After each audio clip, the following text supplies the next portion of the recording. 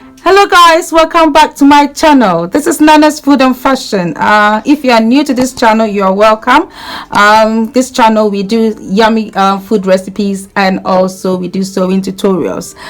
What we are doing today actually is designing t-shirts. If you have any plain t-shirt and you have any fabric lying around, you can just cut out some designs and just put it and just sew it onto the fabric. You don't really need a sewing machine. You can also use a needle if you prefer, but I use sewing machine because I want to do it quickly. All right, so let's get started. So guys, this is very simple. What I have here, I have some strips here. I've joined them together. Okay, so that's what we're going to use to decorate the t-shirt. And I have a t-shirt here, so men's t-shirt, and I think it's a stretch large t-shirt here. So what we're going to do here, so the next thing I'm going to do actually is to try and fold the ends and press them so that when I'm sewing it will be very easy for me. So that is the next bit we need to do. Okay guys, so this is the wrong side of the fabric and that is the right side of the fabric. So I'm just going to just fold it just a little bit here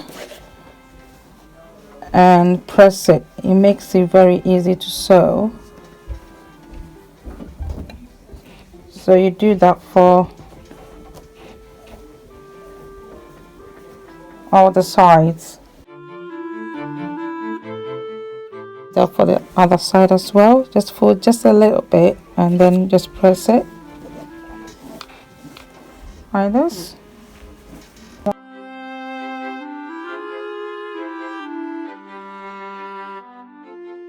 Okay, and then what I do is that I press that as well.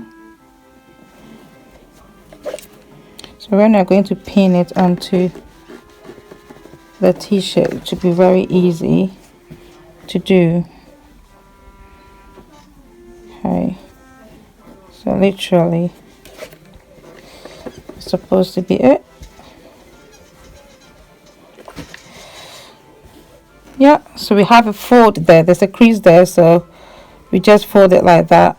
Okay, and then we're going to pin it onto the t-shirt. So I'll do that for all the strips that I'm using. So guys, this is the pattern that I want for this t-shirt. I'll just arrange the strips. You can arrange it in any design that you prefer, but this is what I prefer. So what I'm going to do, I'm going to use pins, my pins, just to pin it down. Okay, so I need to pin them down with these pins and then I will sew it. So that is the next step I have to do.